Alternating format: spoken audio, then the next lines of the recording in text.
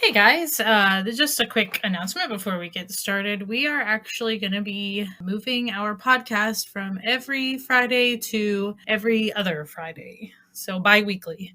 This is just to bring better content and better stories to you and with more detail, and I hope that you enjoy the stories. I feel like we weren't able to get as much detail as we wanted to in the weeklies, so we're going to try this out and see how it goes. Let us know how you feel about it once the episodes start coming out, but hopefully it gives us more of a chance to give you better stories and longer stories. And I think that And on top of that, especially right now, for me personally, I'm having a really hard time juggling like the podcast and my personal life and my work life because there's a lot going on personally that I don't want to get into, that I'm just having a really hard time handling all of it at once. So this is really, apart from giving you guys better content, this is also giving us the mental help that we need to continue doing this because we enjoy doing it. So we hope that you enjoy our stories, and we hope that you enjoy that we are moving to bi-weekly so that we can give you better content. And thanks so much, guys, for continuing to listen to us.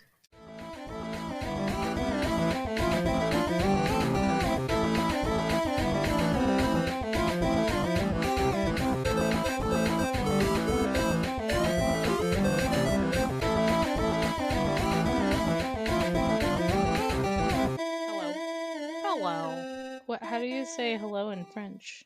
Bonjour. Oh, I'm such an idiot. I was like, what do you mean? I don't know. I don't know. I don't speak French. I speak Spanish. I also don't speak French or Spanish, so but come on, Angel. Come on, Angel. I know. I watched Rugrats in Paris when I was a kid. Me too. I'm cultured, duh. Well, here's the thing. I hated Rugrats, but my name is Angelica, Right. so Yikes. I loved Rugrats, but I get why you didn't like it. I'm scarred for life because my name is Angelica. How are you? I'm good. Apparently you're struggling through a lot of Rugrats-related trauma, so... Yes. Yeah. It's something I talked to my therapist about. Honestly, they're probably like, yeah, that makes sense. I get it. Yeah, it's totally true.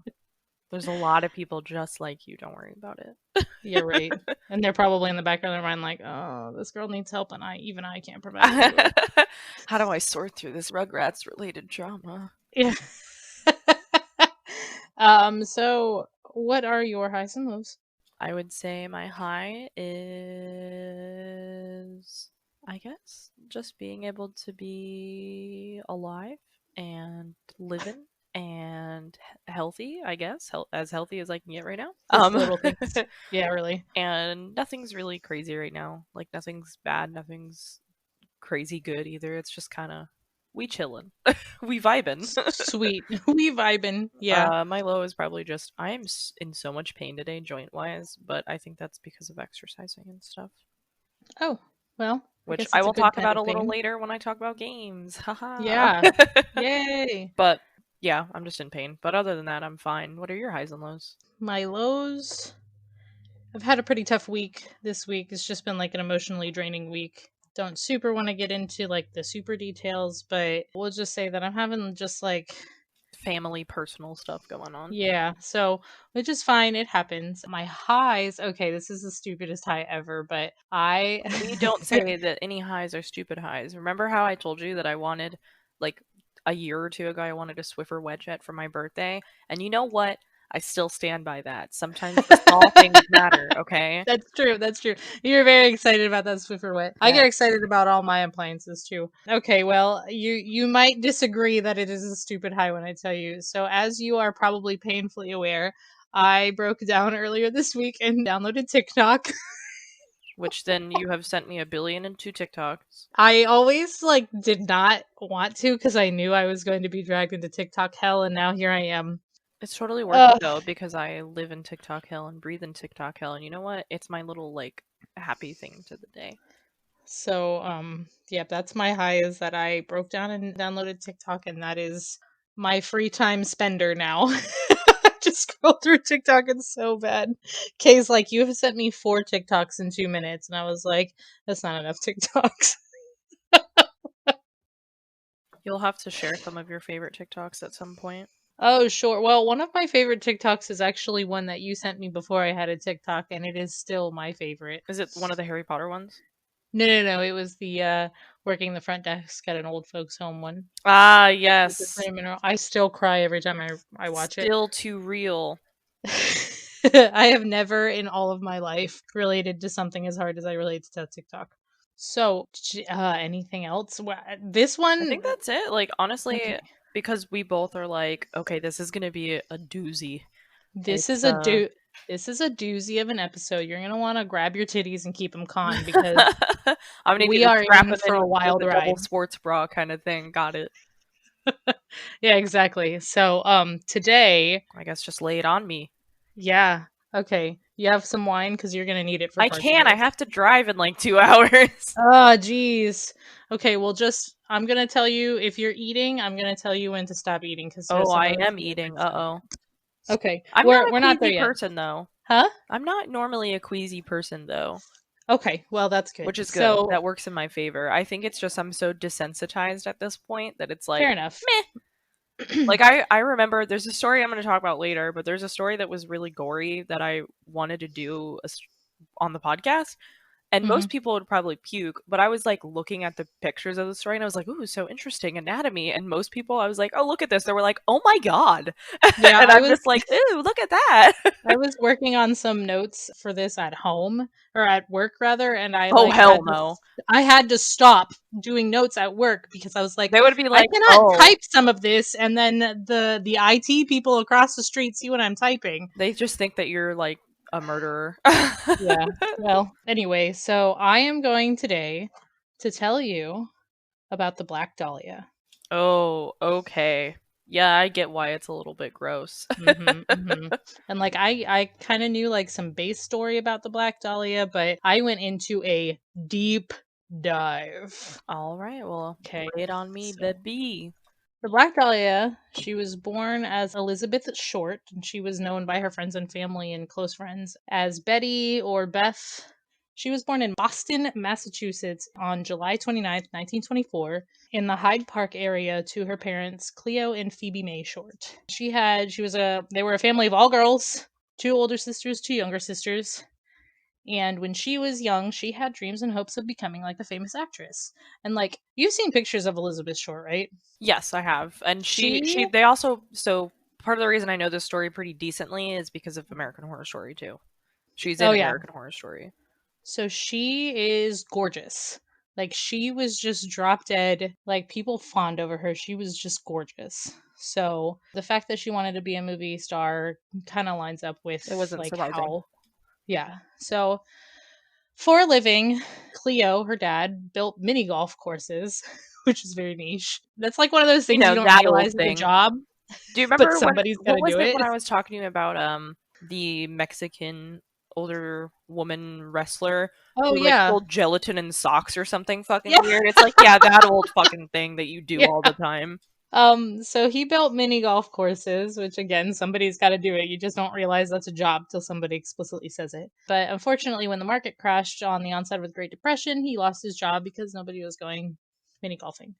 So sometime later, Cleo's car was actually found abandoned by the Charlestown Bridge, and the assumption was by authorities that he had committed suicide, but his body was never found. So after Cleo died, Phoebe May and all 5 of their daughters moved into a small apartment in Medford, and Phoebe worked as a bookkeeper to help keep the family afloat, but obviously, like, that was hard because you don't make a lot of money.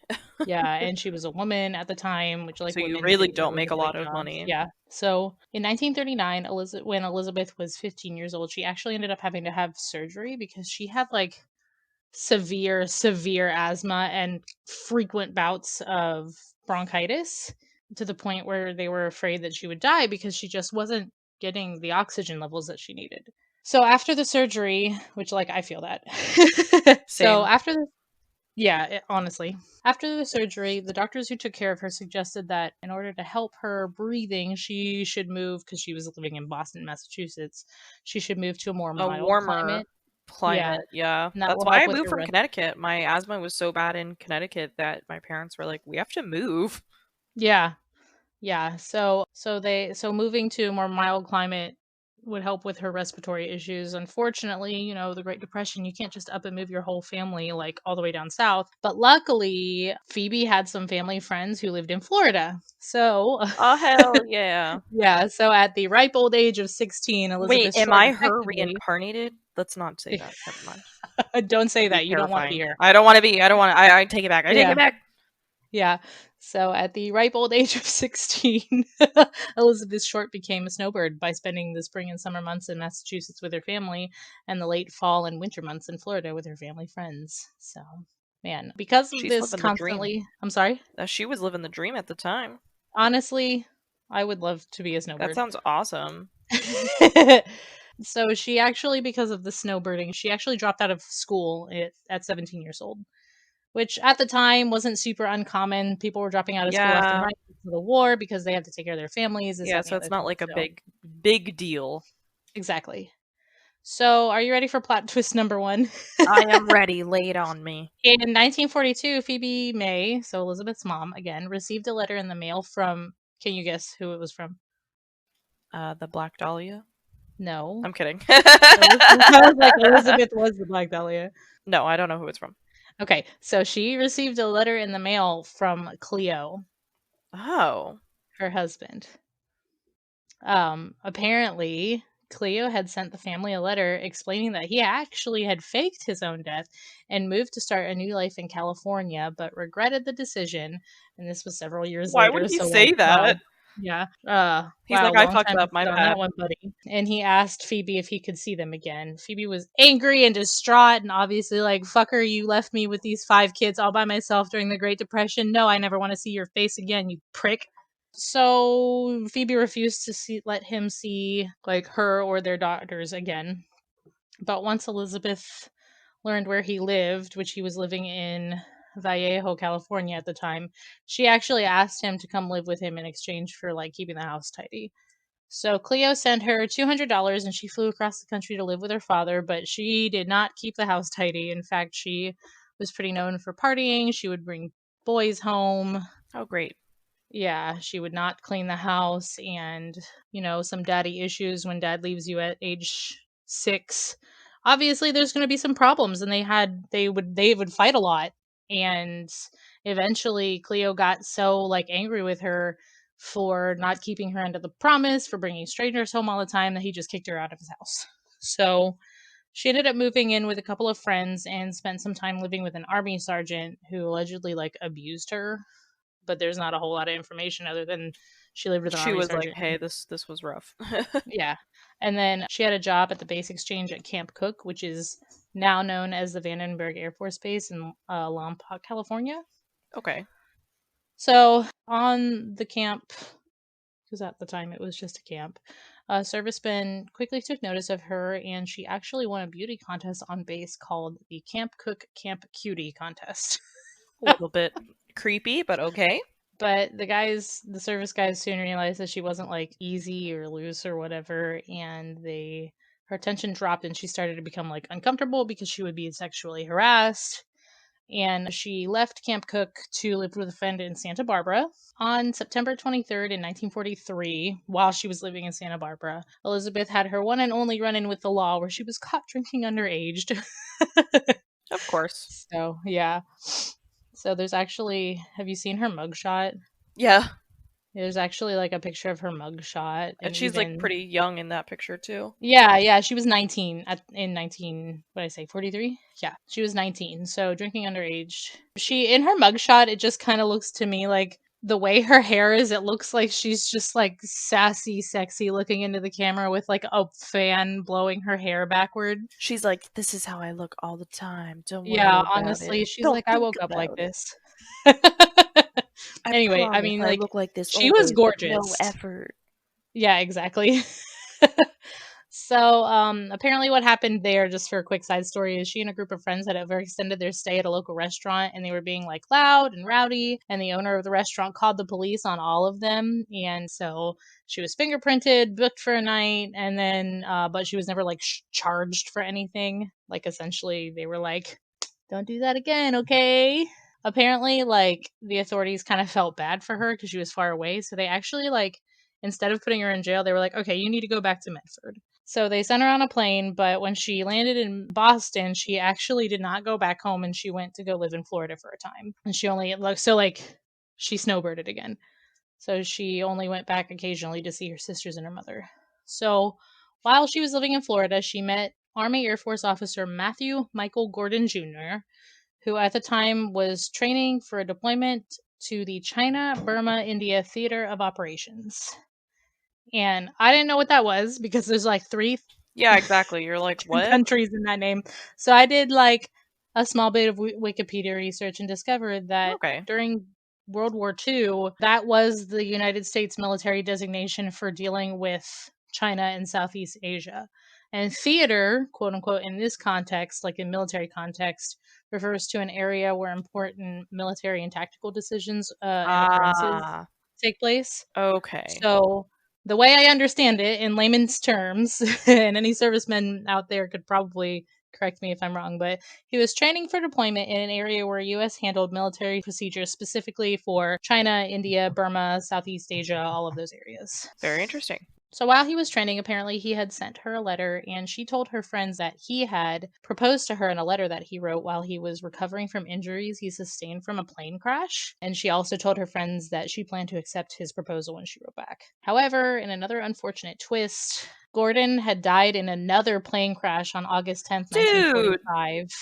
And that was less than a week before Japan surrendered and effectively ended the war. So that's awful. That probably fucked her up so bad. Yeah, I was gonna say that she was like crushed. Like she was fucking fucked up after that. She mourned him for like over a year. According to her friends and family, she was like really depressed, very mopey, not like in stark contrast to her normal character. She wasn't really interested in going out or partying or anything like that. I mean, that's fair. I would also be crushed if the man that proposed to me died aggressively in a plane crash, literally right before the war ended. In the second plane crash he had been in. Like, what are the fucking odds? I feel so bad for her in that moment. But by July of 1946, she actually moved back to live in LA with another guy that she knew from Florida. And his name was Lieutenant Joseph Gordon Fickling. She's got a thing for those Gordons, I guess. And he was also in the Army Air Force. Okay. She had a thing for Air Force Gordons. Yeah. Yeah, she did. So... It's like the new Air Force Jordan. Sorry, my bad. No, it was Gordon's. I thought you said Gorgon, like Demi-Gorgon at first, and so my brain was like, I no, was she talking about the Nike shoes, Air Force Jordans. Oh. Those are a real thing from Michael Jordan, the basketball player. So I remember. I was just laughing because I was like, ha ha ha, Air Force Gordons instead of Air Force Jordans. Ha ha ha. I'm hilarious. Okay, well, it's a very inside joke. Sorry. So she moved in with this Lieutenant Fickling, who was also in the Army Air Force, and they had been like a former fling like before her fiance died, and so when she moved in with him, I guess she kind of caught those feelings back real fast, and she actually plans to marry him, but he was deployed to Europe, and so her plans for happily ever after with the Lieutenant came to a screeching halt because he never got to come back from Europe. So, on December 8th, 1946, Elizabeth took a bus to San Diego where she stayed with another friend by the name of Mark Hansen. And Hansen later recalls that Elizabeth had apparently been distraught about something and, quote, sitting and crying and saying she had to get out of there. She was crying about being scared. One thing and another. I don't know, end quote. The next thing I'm a little bit unclear about, like how the series of events played out, but at some point after that incident, Elizabeth had made friends with a girl named Dorothy French who worked at the Aztec Theater. And apparently Dorothy met her because after a show one night, Dorothy found Elizabeth sitting in one of the seats just sleeping. And Dorothy was oh like, my God. hey. Like, hey, you good? Yeah.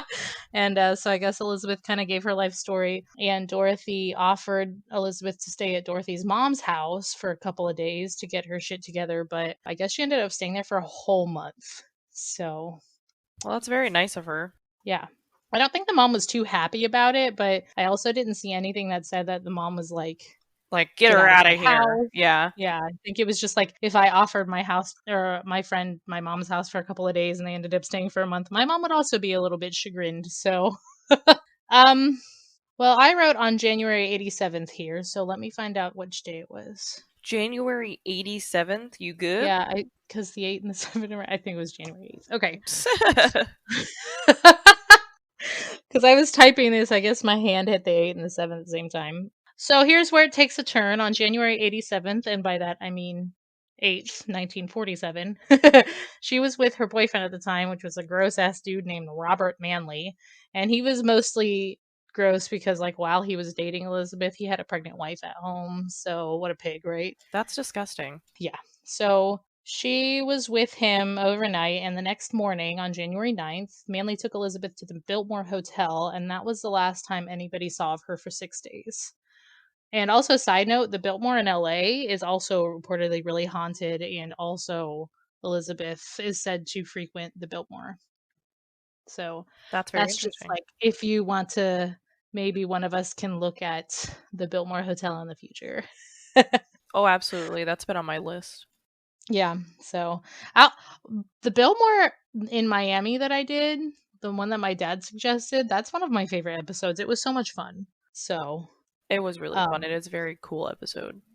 yeah, so that's why I think that's because that one was another deep dive, and I think that that's why we're going to be doing this every other week situation. So, anyway, so she was dropped off at the Biltmore, and that's the last time anybody saw of her for 6 days. So on Crazy. January 15th, 1947, a woman by the name of Betty Bersinger, and she was a young housewife and mother, was walking along with her 3-year-old daughter Anne on their way to a shoe store when Betty glanced over and saw a feminine figure in the grass in an empty lot at Lemont Park, which is now someone's private property. So, Oh, like, yeah, but here's the thing. It's like somebody's private like house, but the problem is like people will still try to go there and see thinking that like it's the place where a she was found. yeah, which is like, So, like, hey, that is someone's private property. Don't fucking do yeah, that. don't be a dick and like go to somebody's private property. Like somebody lives there, they have their life there. Like, don't do that. I was originally going to put the address it is now, and then when I realized it is somebody's house and private property, it's like, never mind. No, So don't don't do do that. that. Don't look it up. Don't be a dick. I do kind of wonder though if their house is haunted because of just like how gruesome this was. I would assume to But some extent there's probably some weird energy there. oh yeah, absolutely. So at first, Betty Bersinger thought maybe it was a drunk girl passed out on the grass, but noticed that there were two pieces. So then she thought, oh, it must be a broken and therefore discarded mannequin, which, like, pro tip, it is literally never a Everyone mannequin. always thinks it's a mannequin. Why I does know. everyone always think it's a mannequin? They're like, that looks like a mannequin. It's like, I feel like because people aren't hardwired to be like, ah, yes, that's a dead body, all right. Like, people don't immediately but go to also, that. what a weird place to put a mannequin is my I second know. question. I know. So the longer she looked at it, though, I guess the more things took a horrifying turn because she started seeing more details and she realized exactly what she was looking at. So, in an effort to keep her 3-year-old from catching on, she quickly steered Anne away from the scene. And this is a quote that she had. Quote, I was terribly shocked and scared to death. I grabbed Anne and we walked as fast as we could to the first house that had a telephone. So she called the authorities and then apparently she just like moved on with her day. Like they went to She the called shoe and she store was like, and y'all can deal with that. Bye. yeah, essentially, bro, if I had seen that, I would need to like go home, call my therapist, and drink some alcohol. But that's just me. So, to each their own, I guess. So, during this time, obviously, because of World War II, there were a lot of vacant lots all over LA. And because of World War II, obviously, construction took a hard stop. So, it wasn't like out of the normal for that to just be like a vacant lot, but obviously a dead body are not normal. So, the first two investigators on the scene were Frank Perkins and Will Fitzgerald. And this is where I'm going to take like a stop and say if you are sensitive to gory details, you're going to want to fast forward. And I will put a timestamp in the show notes because is going to be rough. So if you don't want to hear the gory details, because there's just some awful stuff here, fast forward to the timestamp I've posted in the show notes, and we'll meet you back there. It was very brutal and very not pretty, and that's what you need to know. That's all So, you need Janel, to know. I'm ready. Janelle, unfortunately, you're here for the rough ride, whether or not you want to be. That is fine. I am ready. So, assuming everybody who wants to be here is still here, when Perkins and Fitzgerald first arrive on the scene, this is what they saw. Most notably, the body of the then unidentified girl was severed completely in half at the waist, with her bottom half about 10 to 12 inches away from the top half. She was posed, quote unquote, provocatively, which is like a gross thing to say about a dead body, but with her legs spread widely apart and her arms bent at her elbows and above her head. And her eyes were wide open. She was entirely drained of blood, and to that end, there was no blood found at her dump site with the exception of a concrete bag that contained a little bit of watered down blood, but it ended up You being said a her blood. concrete bag? I don't know what that means. I don't know if like concrete came in plastic bags back then. Oh, that's weird. Okay. Anyways. The body was cleaned and washed with gasoline, which like gasoline is stinky, but it's like a good thing. If you don't want to leave evidence behind, gasoline's going to do that for you. Her face was slashed from her mouth to her ears, which is called a Glasgow smile. And it's also known as a Chelsea grin, which I learned during this deep dive. And that's kind of terrifying. I did do a bit of like background on the Glasgow smile because I was curious about why it was called that. that. And so here's my another small Wikipedia search. In the 20s and 30s in Scotland, in Glasgow, Scotland, it was made popular by a serial killer who did that to all of their victims at the time. And the Chelsea grin is the name of a metal deathcore band where their face makeup is painted on like a Glasgow smile. So that's very brief history. Back to Elizabeth Short. On the right side of her face, the cut stretched from her mouth to her ear about 3 inches, and on the left stretched about 2.5 inches. Her intestines were removed from her body and folded and neatly tucked underneath her butt, which was weird. Like a foot away. And all over her body, she had little cuts and nicks and chunks of skin missing, and her right breast was entirely gone. The Black Dahlia's autopsy was performed on January 16th by Dr. Frederick Newbar, and his report stated that she was 5'5" and around 115 pounds. She had ligature marks on her ankles, hands, wrists, and neck. There was a cut and the mark of an X on her pubic area. She had a small tattoo on her thigh of a rose, and that was cut off of her body and stuffed into her vagina. Wait, what? She had another very deep cut from her pelvis to just above her belly button. Her pubic hair was cut off of her pubic area and stuffed into various orifices of her body. Her anal canal had been dilated 1.5 inches, indicating that she had been anally raped. That's awful. This is where if you're eating, like, take a second to not, because this is rough. Dr. Newbar, are you ready? I am not eating, so you're good. Okay. Dr. Newbar found human feces and human flesh in her stomach. Oh, so she was fed her own flesh, probably? Yeah. Okay, so that was, I mean, this is all bad, but I think that is like the worst of it. I've never seen the pictures. I'm sorry? I'm looking at the pictures because I've never seen the pictures. I think the most unsettling part is her mouth, to me. Yes.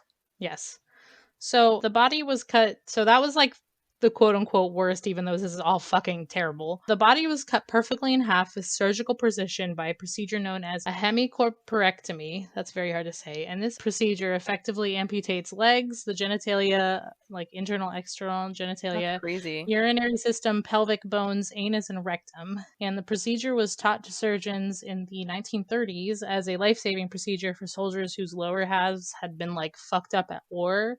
And also, it was save their top half. Yeah.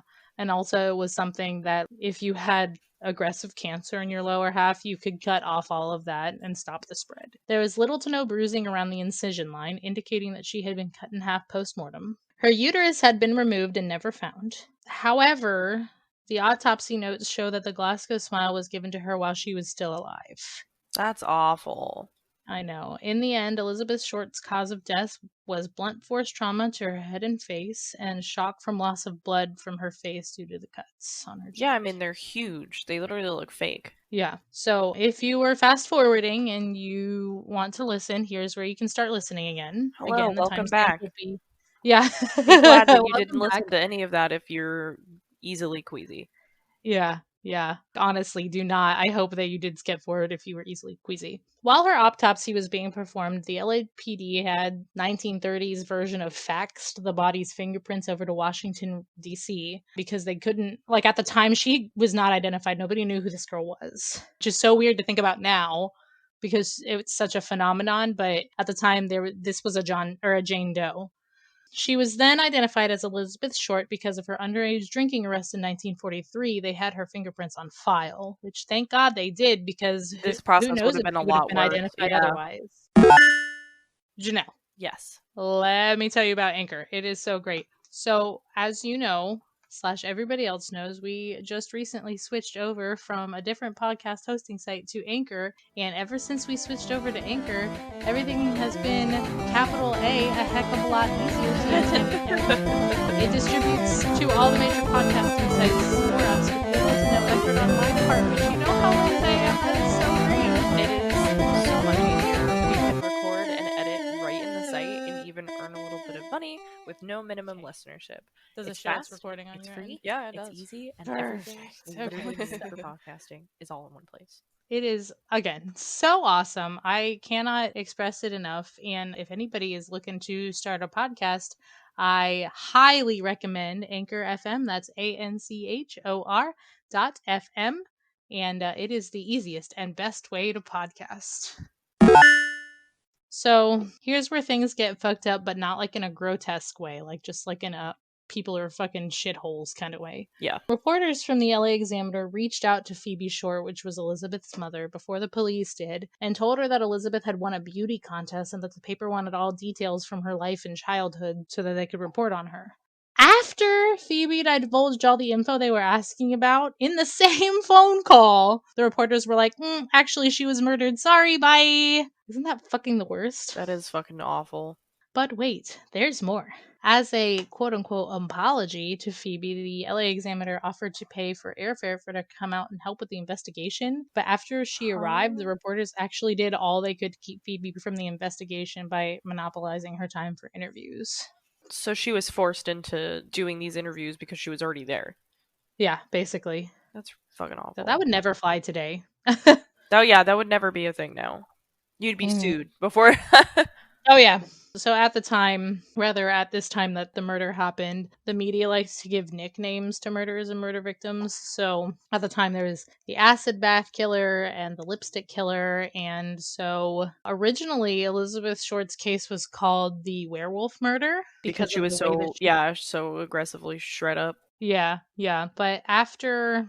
So, how did it get to the Black Dahlia? That was what I've always wondered. So, it seems that it's a little bit twofold. Originally, like I said, Short's case was known as the werewolf murder. Reporters actually caught wind that patrons at a local store referred to Elizabeth as the Black Dahlia because she had this beautiful, long, curly black hair. She always wore very nicely fitted black Where pantsuits. did the Dahlia thing come into place? Well, I'm though? getting there. Okay. So she had like this really beautiful porcelain pale skin. So they would call her the Black Dahlia because she was just beautiful. Well, back in April of 1946, this name actually was influenced by a film that came out that was called The Blue Dahlia. But I don't know like super where the connection came other than that because if you read the synopsis on Wikipedia, the only connection is that there is the Blue Dahlia and the plot of the movie doesn't really line up with anything here. Because I was going to be like, oh, I wonder if the plot of the movie has any parallels because that would have been fun, but really it doesn't. So maybe they just thought it was a cool name. I don't know. So that's why she was called the Black Dahlia, was because people called her in life the Black Dahlia. And when she died and reporters found out, people were like, oh, that sounds way better than the werewolf murder. So do you want to do a palate cleanser now real quick? Do you want to do the episode sponsor? Because that was a lot.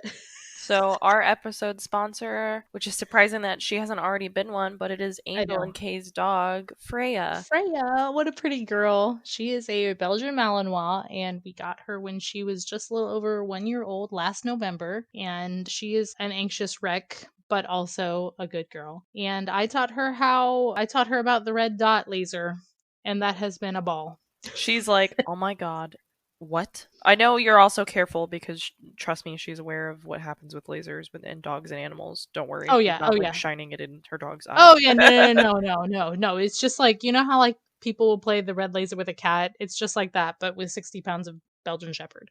And Freya does So, not look up at the laser, promise. oh yeah, no, she's more interested in where the laser is on the ground for sure. But Freya is everybody's friend, and Freya wants to be friends with everybody. So even if you don't want to be, when you walk in the house, you are Freya's friend, and when you leave the house, Freya wants to know where her friend went. So there will be a picture of that on our website at ghoulgaminggals.com. And I just wanted to break up the story a little bit and introduce our episode sponsor in the middle of this story because, whew, this story is something else. It can be a lot, so think about and look at beautiful Freya. Yeah.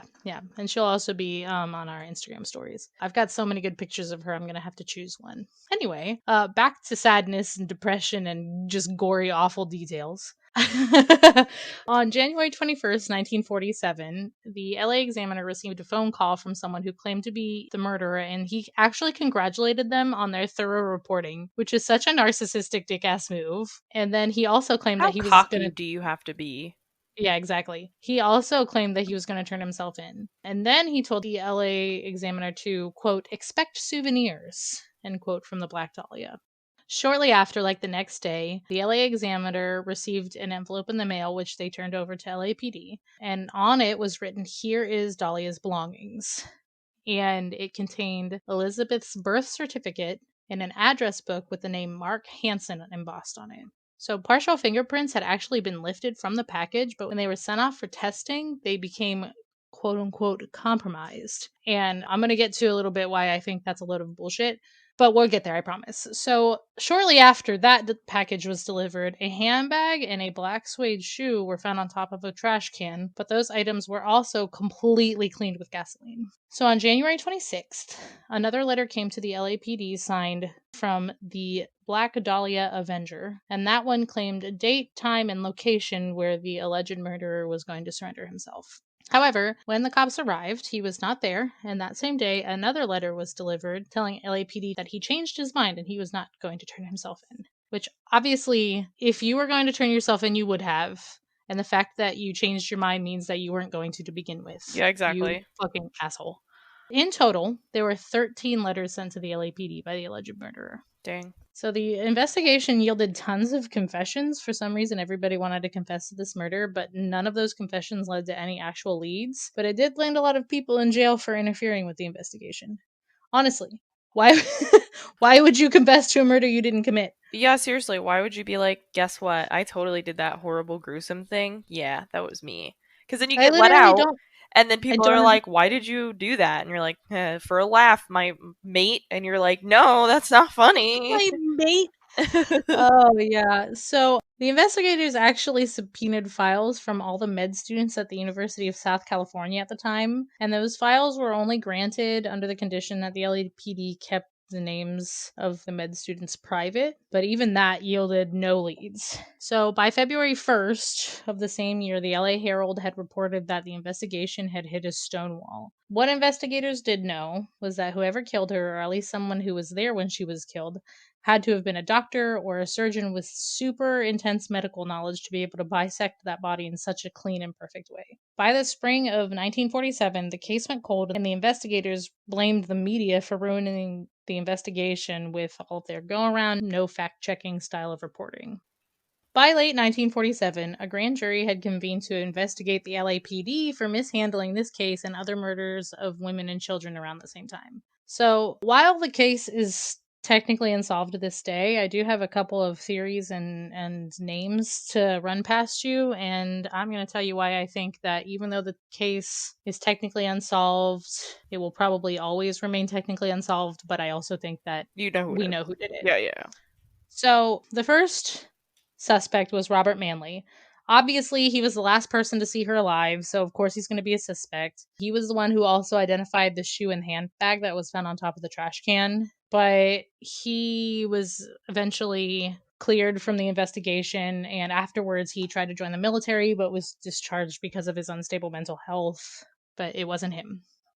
So, Joseph A. Dumas Dumas, Dumace. I don't know. He's I a would say prick, though, so Dumas it or doesn't something. matter. I don't know. This guy, he was 28-year-old soldier who actually confessed to murdering her. He wrote a whole 50-page document. 50 pages? That's a Yeah. lot. Even if So you for did murder her, that's a lot if you did murder her. If you didn't murder her, that's a psychopathic thing to do. Yeah, exactly. So he wrote 50 pages, and like for context, my notes here are 11.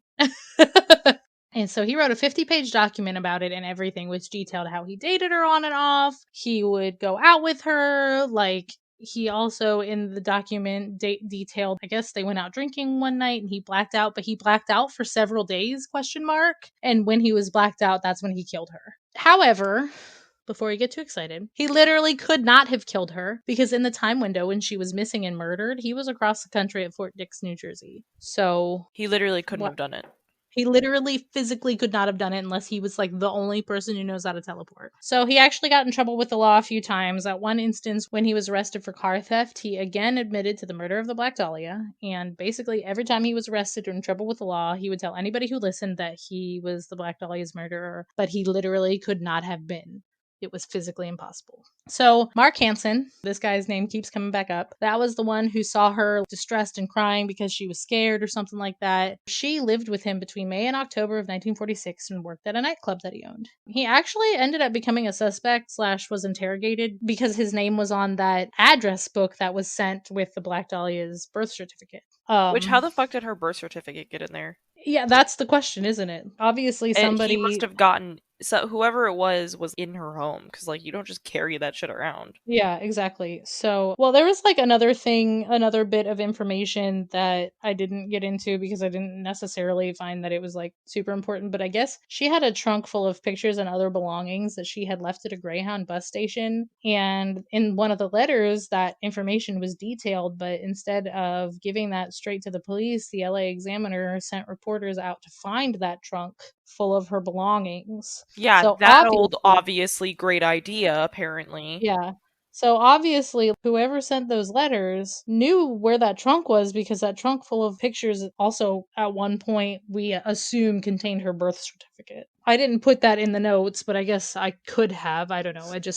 That trunk was just like locked in a Greyhound station. I didn't think it was that important. Maybe it was, but I'd said it anyway, so here we are. So back to Mark Hansen. When he was questioned, he had some inconsistencies in his stories, which is never a good look. It was nothing like terribly big, but it was still enough to give investigators pause. Apparently, he told investigators that he had given the address book with his name embossed on it to Elizabeth as a gift. Which, like, wow, Why thanks. would you give that to somebody? That's fucking weird. I'd love to have an address book with someone else's name 30-year older than me man's name on it. Man, because he was like in her 50s and she was 22 when she died. So what a gift. So yeah, I don't know why, but people closest to Hansen said that he was super jealous of Elizabeth because of how much attention she got, because obviously she was just gorgeous. And he was also jealous of her boyfriends and partners that she paraded around with because he was just like obsessed with her. Lots of people believe that he might have been involved or knows something about her murder, but no one thinks that he actually did it or dismembered her because a nightclub owner with no formal education is not going to have any surgical knowledge on how to so on how to literally, yeah, exactly. Yeah, so while I was looking this up, and I think I listened to, and that's why we drink, and then Morbid talk about this, and I think they mentioned it in Morbid, but I noted, or I came across when I was looking at Mark Hansen, I came across this little story. In 1949, he was shot by a woman named Lola Titus, and the bullet missed his heart by 7/10 of an inch. And when asked why she shot him, she simply said, quote, "He was either going to love me, marry me, take care of me, or he will die." Like, yikes, goals. girl. Yeah. Or he will straight up be murdered. Fuck him. Yeah. He's not fucking around.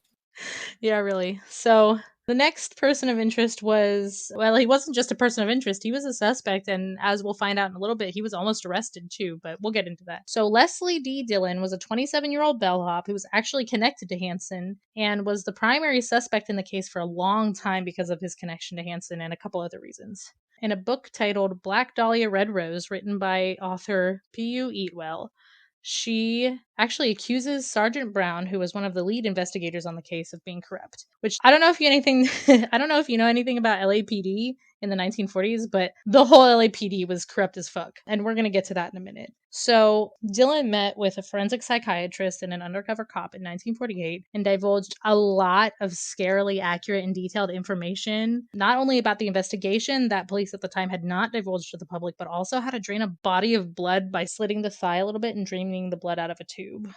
So he was more accurate than anybody else. Yes. Now, before he was a bellhop, he was actually a mortuary assistant. So he could have known that information from being like an assistant in a mortuary, but he also knew information about the murder that the public didn't know. So cops were super fixated on him, and according to a guy named Buzz Williams, who was the son of one of the cops at the time, they talked about Dillon and the murder of the Black Dahlia all the time, endlessly. Even in their free time when they went fishing, he recounts that they would just talk about Dillon and the Black Dahlia. So Dillon said that he didn't have anything to do with the murders, but that Hansen and another guy named Jeff Connors did have something to do with it. But why would they want her dead? Which is the question we've all been thinking, I'm sure. Apparently, she ended up becoming too privy and knowledgeable to information about a hotel robbery scam that they were all running, which later would come out that they were actually running a scam. So they got in trouble for that. But the cops didn't think that Jeff Connors was a real person. So in 1949, Dillon was almost arrested for the murder of Elizabeth Short, and he was actually detained for 10 days on a different count while they finished getting all the stuff together. But they let him go because they actually found a Jeff Connors. Are you fucking kidding me? No, but not only was Jeff Connors not that person's real name, he actually had nothing to do with the case as far as the investigators could tell. Then what the fuck? Isn't that infuriating? What the fuck?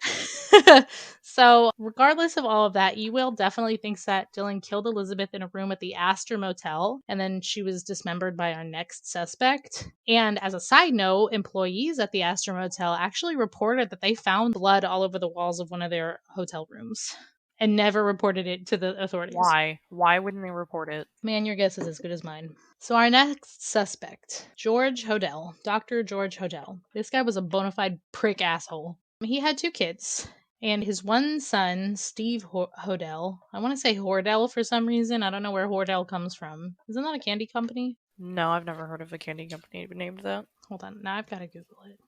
Nope, it is the name of a town in Bochum, Germany, though. Oh, okay then.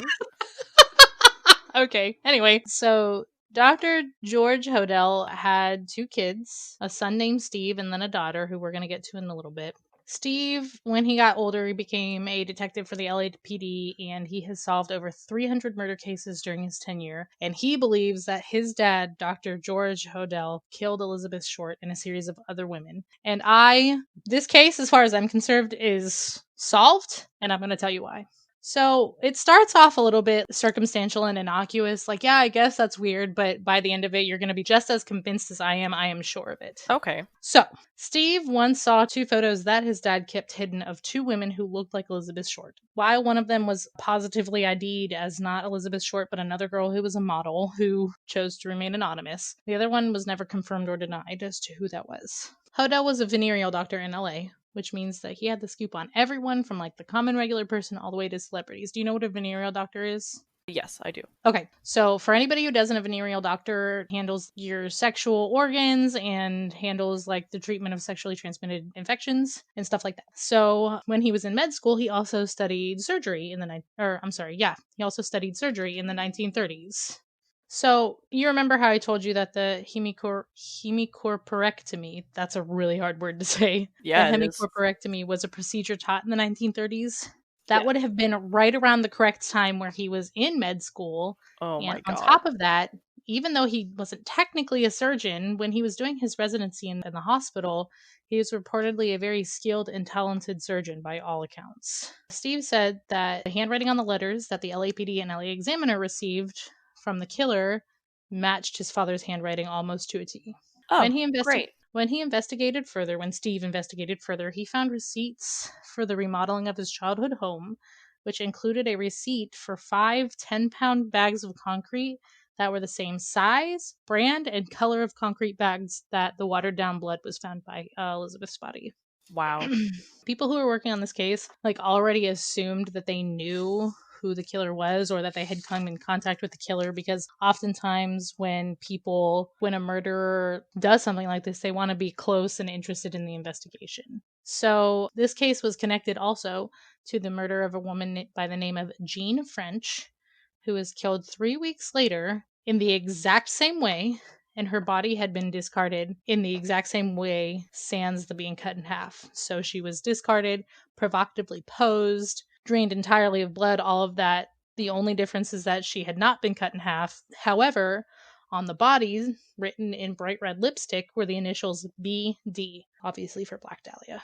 So George drove a black car that looked identical to the one that witnesses said they saw driving away from Elizabeth's dump site on the morning her body was discovered.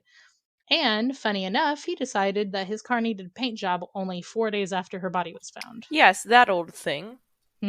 One of George's closest friends was a surrealist photographer by the name of Man Ray, and he's got 2 photographs that seem to bear a striking resemblance to the way the Black Dahlia's body was found and posed. But these photographs existed before the murder of the Black Dahlia, so the assumption is that, at least according to Steve, the son, he thinks that his father was trying to pay tribute to his friend's art with his own quote-unquote art. Because apparently, before he was a doctor, his dad wanted to be an artist, but it didn't ever pan out for him. So he's like, guess I'll just be a doctor. Either way, that's gross. Yeah, that was gross. So, in 1950, 3 years after Elizabeth Short's murder, Hodel up and left his wife and 2 children and moved to the Philippines. Just like, peace out. Okay. Yep. That old normal thing. Yep. So shortly after he moved there, a woman in Manila was found identically down to the severed in half body, dumped the exact identical way that Elizabeth's was down so to it's the this dude, body. absolutely for sure. Got it. Yeah, down to the severed body, the drain of blood, the provocative pose. All of the things were stuffed in orifices similarly to Elizabeth's, and her body was found 3 miles away from where he lived, from where George lived. What the fuck, dude? As another gross side note, in case you didn't already hate this guy enough, just to illustrate what kind of nasty ass guy this guy was, I guess, George molested his 14-year-old daughter, who is Steve's older sister. God. And there are 3 witnesses to this assault. And he actually, I'm British now. I'm British, isn't it? I know. He actually offered up his daughter for sex to his friends. What a douchebag. At 15 years old, the daughter gave birth to another daughter, a little girl named Fauna, but she obviously put the little girl up for adoption, and a family in Nebraska adopted her. Oh. And Steve's sister didn't actually have contact with her until the daughter was an adult. And I think that was on purpose, because she didn't want the daughter around all of this situation. So in 2012, we're getting close to the end here. In 2012, Steve took all of his notes back to a new LAPD because obviously, many years have passed and the LAPD is not as corrupt now as it was back in the 30s and 40s. That's not to say that I think they are corrupt now, but wink, I said that wink, weird. Wink. I'm kidding. But just obviously, if there's corruption, it's not that bad. So hopefully we can keep our fingers crossed. Anyway, moving on. Don't sue me, please. Steve took all of his notes back to LAPD now, and by now I mean 2012, and invited a forensic anthropologist and some cadaver dogs into his childhood home, where the dogs immediately picked on the scent of human remains in several spots, and the soil had been tested positive for human decomp. Ew. Yeah. So, from February 18th, 1950 to March 27th, 1950, the LAPD actually had Dr. Hodel under surveillance. And for that month and some change, it's pretty dull, but there's a couple of times on February 19th, 1950 at 8:25 p.m., there is just silence or some background noise, and then suddenly an ear-splitting scream is heard, a scream of a woman, just ear splitting, in the house, in the house where he was tapped. Yeah, weird. So at about 12:59 later that same evening, you can hear Dr. Hodel saying, quote, "Realized there was nothing I could do. Put pillow over her head and blanket. Get a taxi. Expired 12:59. They thought there was something fishy. May have figured it out. Killed her." End quote. What the fuck? I don't know if he was on the phone with somebody or if it was just cutting in and out. But Ruth Spalding was the woman who ended up dying, and her cause of death was officially a drug overdose. But Ruth Spalding was his secretary, and she actually allegedly had plans to go to the authorities. She had blackmailed him and planned to go to the authorities with information about malpractice that he was doing, because he would purposely diagnose patients with certain things just to force them to go have labs drawn and imaging done just so that he could bill them more and make more money. So she was going to go to the police about that, and then she died. Hodel also spent like a ton of time around the Biltmore Hotel. He was a frequent patron of the Biltmore Bar. The only problem is that he was super connected. He was a venereal doctor in LA. He was super connected to the LAPD. You can hear him in one of the tapes saying, quote, "This is the best payoff I've ever seen." So obviously, he was paying off somebody for something, and the only reason he wasn't arrested is because he had the LAPD in his pocket. So now, here in 2021, and even before that, over half of the evidence from the Black Dahlia case is just gone. Missing, gone. It's all marked, it's all tagged, Whoa. it's all logged, but it's not there. What the fuck? It's literally gone now. According to the 48 Hours special on this case, the current people at the LAPD have no idea where it is. What the fuck? Or if they do know, they're not saying. But so one of the lead investigators now, his name is Steven, and he was the one who actually agreed to look over all of the information that Steve Hodel had brought up. And he's quoted saying, quote, "If George Hodel were still alive today, he would be arrested for the murder of Elizabeth Short. There is no doubt in my mind." End quote. And that, my friend, is the very long story of the Black Dahlia, and how, even though it's technically not solved, it's solved in my head. I'm sure it's solved for a lot of people. It's just you can't do anything about it. Yeah, So I mean, sad. Dr. Hodel is dead now. He died in 1999, peacefully in his home. Peacefully, fuck him. Yeah, exactly. He lived to 91 years old. Asshole. Mm-hmm. Yeah. Whoops. How'd you like that? It was a lot. Wow, I just ran over my dog because he doesn't know how to not put his feet under my chair. Zero. You are a special boy. Oh, I worked on those notes. It's been a long time since I've really dedicated myself to notes like that. So it was very good and really well done. I'm very proud of you. I appreciate that. Thank you. Oh man, I'm exhausted from that. It's a lot. It's a lot, but it's totally worth it. Yeah, it was super until you start cool, editing it, and then you'll hate yourself just a little bit. But yeah, well, it'll be fine.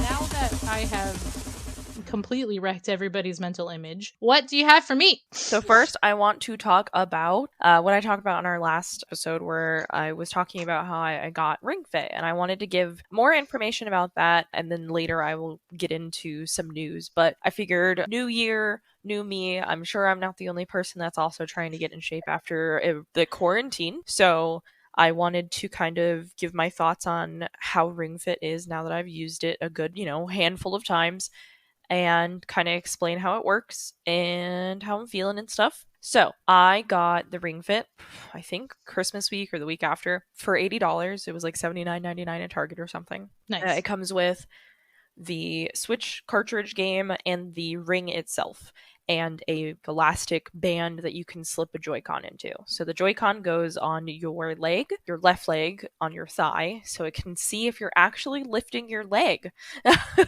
which I think is pretty smart, considering the Wii Fit and all that kind of stuff beforehand didn't have that feature. It would kind of tell if you were doing it, but for the most part, your bottom half could be completely still and it would never know. Yeah. So I like this because it actually is you're not moving. Your leg isn't high enough. I can tell. Wow. So even if you have, so how can I don't know, are there settings if you need to start less intense? Yes, there is settings. So okay. For me, I started at a level 5 or something, and now I'm a level 11 setting wise. So the level 5 versus the level 11 just basically means you don't have to put as much effort into it to get, because essentially the game is an RPG. There's RPG moments where you're walking and running. You're defeating bosses and getting into fights as if it was a Pokemon battle. I'm dead serious. Oh, that is so cute.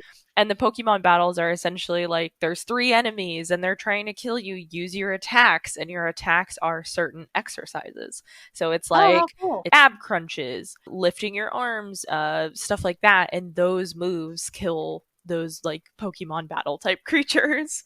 And That the is same thing so with cute. bosses. So it kind of gets you into the mood to actually exercise.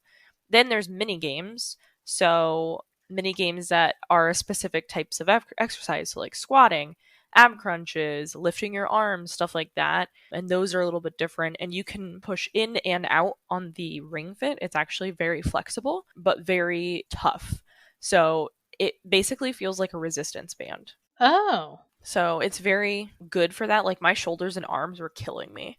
Like it's very strong. You can bend it, but it takes effort to do it. And it's just really cool. Really what I've been doing is like just the RPG stuff now. I started with the mini games to kind of warm myself up the first couple times I started, because the RPG aspect is essentially like jogging and then the boss battles and the Pokemon type style fights.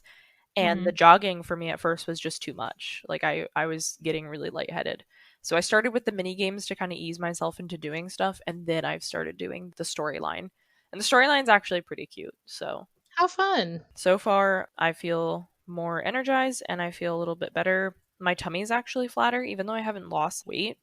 I feel like my weight is redistributing better, and I think my core is actually getting better too. I am sore, so I know it's doing something. But my stomach was my big problem area and my love handles, and my stomach is actually flatter than when I started. So I know it's doing something. I might not be losing like a ton of weight or anything, but I feel better. And that's the big important thing about it. I mean, like, muscle weighs more than fat. So if you continue to work at it, you might actually find that while you shape up, you might actually I might gain more. Exactly.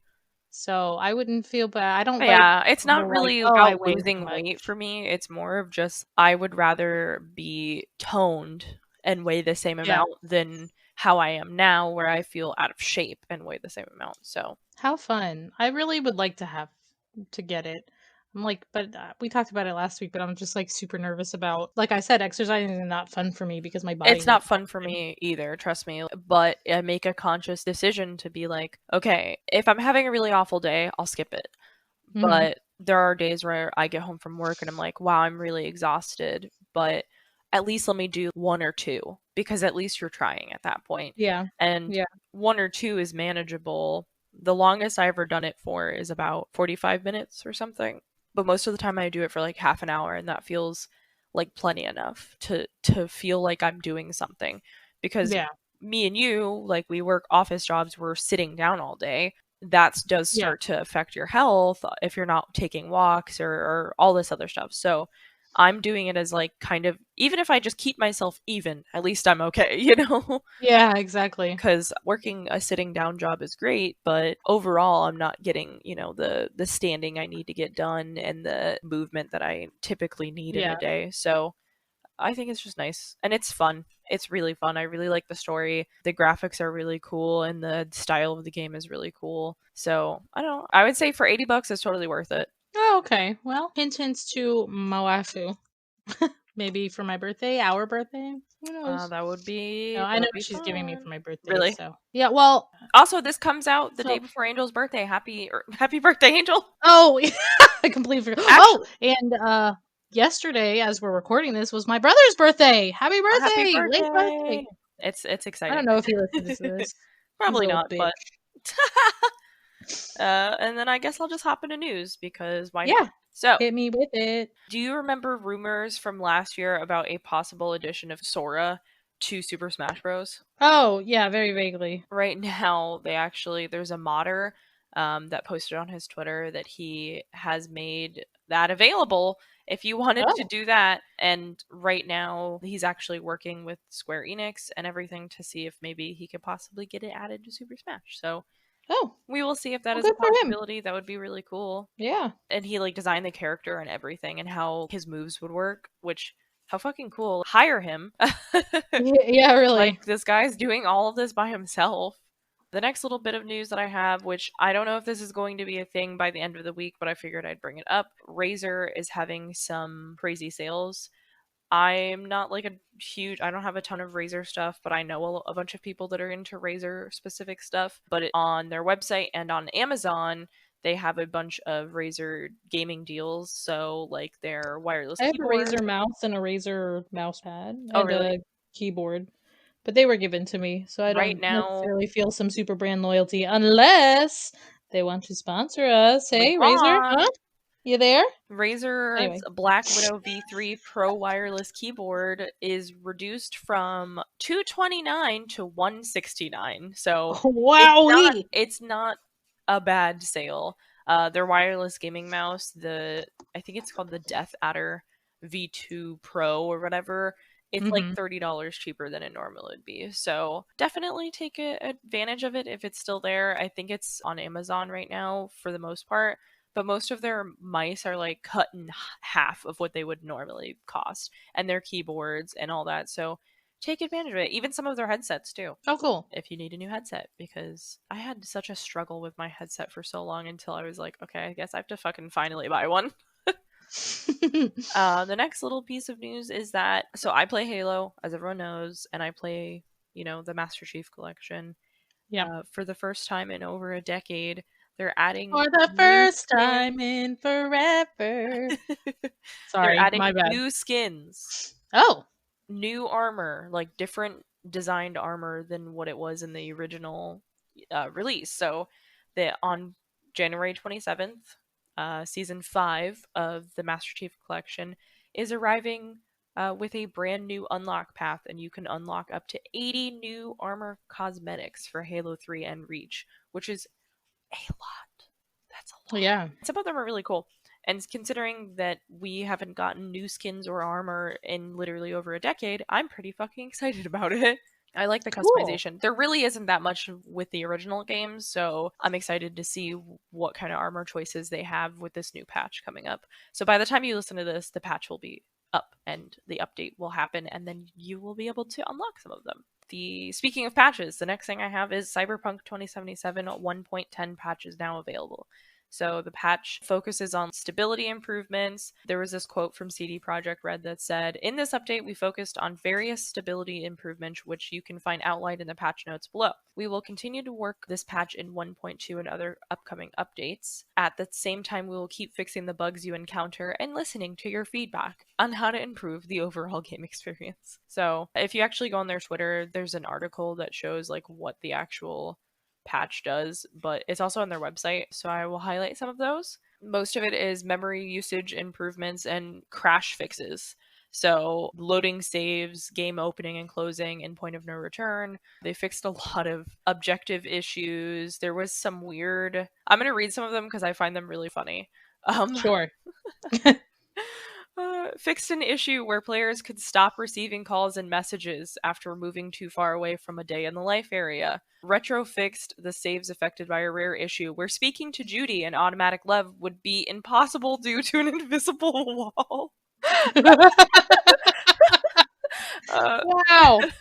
Fixed an issue where Delamain would remain silent throughout apostrophe if the player initially refused to help him. He's just giving you the silent treatment after that forever. So honestly, that seems more on brand. I don't know why they would not just keep that. I think honestly, I'll link the patch notes to you too because it's on their actual website. But some of them are really I've not played Cyberpunk 2077 that much, so I don't know all of the what it all means. But reading it out loud is so fucking funny to me. Like there's one here, fix an issue where Jackie could disappear in the pickup. Fix an issue where it could be impossible to get out of the car. Oh my. Like what do you do? This is what's funny to me. It's like I can't imagine how frustrating that would be, right? Yeah, it would be, I think. Yeah, absolutely. And the last bit that I have for you, Resident Evil Village is coming out in May, and they finally came out with some gameplay trailers. It looks so good. I saw, so when I was uploading the last week's episode to YouTube, it was one of my suggested videos, and it looks incredible. It's so fucking cool. And I'm not like a super into horror games, as you know, but I'm a huge Resident Evil fan. I know you girl, are. and I'm very excited. It's really cool to see what they've done, and the character design in this game is really cool. Also, their set design, they were showing some of it. Oh my god, it looks so good. So I believe it comes out in May, so keep an eye out for it. But it should be available. I think they said it's originally coming out to PS5 and then PC and stuff. But just so you know, that's what's happening. And so please watch the trailer. I will link it with my sources. But that's all I got for you. Oh wow, well that was a fun short little bit. Yeah, there's not really a lot going on yet. I think there's always like a lull in between Christmas and like spring, Yeah, because yeah. Christmas is like when they're trying to get like all of their shit out, and then they're like, okay, now we can relax for a little bit. Yeah. So, And we might, since we're going to a bi-weekly situation, we might also, what's the word I'm looking for?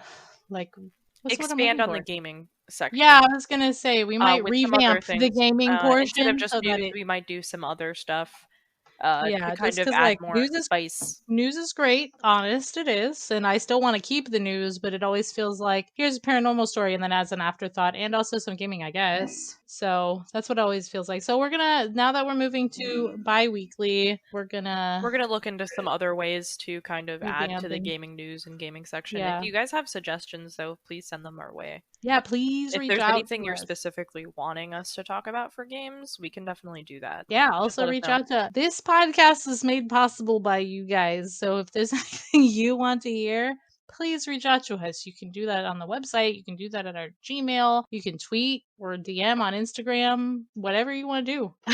So take a look at our website at ghoulgaminggals.com, our Instagram at ghoulgaminggals.podcast. Follow us basically wherever you listen to your podcasts. You can find us on Twitter at ghoulgaminggals, maybe Facebook, I don't know. And if you have suggestions, as always, submit them to us, whether it be through email at ghoulgaminggals@gmail.com or on our website. I think that's about it. And let us know how bi-weekly goes. If if we put out episodes and you're really liking the format, let us know. And if you really don't like the format, also let us know. Yeah, I was gonna say we need to know so that we can keep our listeners engaged and maybe get some more listeners. We would like to be able to expand a little bit and do more, but it's just not we also don't possible want to right talk now. to like an empty room. Yeah, hollow out into the void. So yeah, let us know how you like the format changes once this comes out. And also visit us and donate to us at patreon.com/ghoulgaminggals. I don't think you said that, but that's important. I'm so sorry. That's okay. You worked so hard on it. But thank you so much for listening to us as always, and we will talk to you in the next one and wish Angel a happy birthday. Yay! A birthday party with just me and my wife and my animals. I might come. And also, don't forget, Freya was our episode sponsor today, so if you want to see pretty pictures of my pretty dog, you can visit our website, ghoulgaminggals, or you can visit our Instagram, ghoulgaminggals.podcast. Okay. Goodbye, Sorry, everybody. Bye.